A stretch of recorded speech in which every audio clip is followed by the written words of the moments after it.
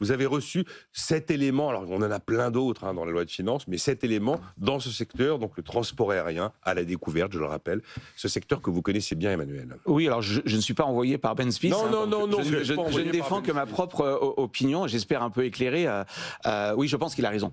Je pense qu'il a raison. Si taxe il fallait mettre en place, c'était au niveau européen. Puisque par définition, puisque vous mettez une taxe au départ de tous les vols de France, comme par définition Air France, pas qu'Air France, Air Caraïbes, Corsair, ont une part de marché plus importante, de fait, vous taxez les compagnies françaises, ce qui veut dire que les autres compagnies ne vont peut-être pas reporter dans le prix. Quand vous êtes un Lufthansa et que vous faites un Paris-Francfort, certes, vous allez payer la taxe, mais comme Paris, c'est pas une destination pour vous qui est majeure, puisque votre hub est à Francfort, vous n'allez peut-être pas reporter la taxe dans le prix, alors que Air France va la reporter. Il faut bien le dire aux auditeurs, c'est bien le consommateur qui va payer. La taxe va être reportée à 100%. Oui, sauf que Ben Smith disait la moitié de mon trafic, c'est du hub. Exactement. Et donc des gens qui vont pouvoir passer par Zurich, exactement. par Francfort, donc il y a ça, par Schiphol. Et au-delà, donc son argument est juste, c'est une taxe anti-Air France, anti-compagnie française, dans un contexte quand même où le pavillon français ne cesse de décliner. Alors après, on peut dire que c'est pas grave, mais en tout cas, le pavillon français... La valeur d'Air France, c'est moins de 2 milliards, la valeur de Lufthansa, c'est plus de 6. Oui, et Ryanair, c'est 20 milliards. Et Ryanair, c'est 20 milliards d'euros.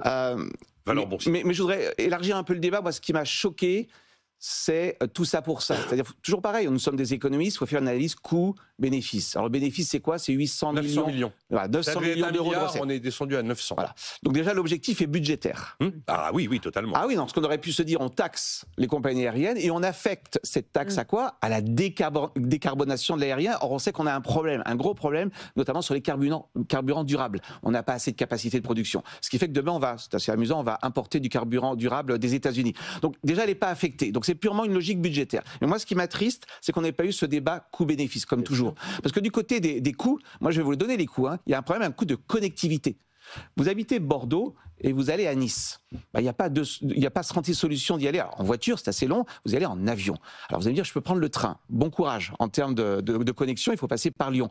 Oui, mais vous allez avoir un impact sur la connectivité des territoires. Et ça, c'est quelque chose d'important. Et c'est pas que des milliardaires qui se promènent, c'est des gens qui travaillent ou qui ont de la famille. Donc déjà, vous allez avoir un impact sur la connectivité du territoire. Ça, c'est quand même quelque chose qui est assez inquiétant. Et le deuxième effet, c'est que vous allez avoir un impact mécanique, comme vous le disiez, sur le prix des billets, et donc vous allez avoir un effet volume. Alors on nous dit oui, c'est pas grave, il y a que les riches qui voyagent. C'est pas exactement ce que montre la sociologie du transport aérien. Quand vous regardez les statistiques de la DGAC, 80% des Français prennent l'avion. Alors, ils ne le prennent pas tous de la même manière, pas tous avec la même intensité. Donc voilà, ce que je trouve regrettable, c'est qu'on n'ait pas vu d'un côté, certes, il y a une recette qui n'est pas affectée tous les coûts. Et d'ailleurs, je crois que la FNAM a chiffré les coûts. La Fédération nationale de l'aviation marchande. Alors après, on peut toujours dire ils sont jugés partis, mais enfin, elle a chiffré les coûts. C'est pas complètement négligeable sur les territoires, parce que la connectivité, à la fin, ça s'appelle du business. Je veux dire, si je suis moins connecté, je fais moins de business. Si je fais moins de business, moins de recettes, moins de chiffre d'affaires. Pourquoi on n'a pas eu ce débat serein qui consiste à dire, ok, on veut taxer, on va regarder quel est le gain, quel est le coût. Si le coût l'emporte sur le gain, on ne le fait pas. J'ai pas eu le temps, monsieur. J'ai eu 15 jours. À tout le moins, il fallait le faire au niveau européen. Mais les trucs au niveau européen, ça se fait pas. Mais vous savez, pour moi qui bosse dans l'aérien depuis 20 ans, Nicolas, l'aérien, c'est un impensé, c'est un impensé chez les décideurs politiques. Il y a eu un ministre qui connaissait à peu près le sujet, c'était Djebari. C'est un impensé. C'est une vache à lait.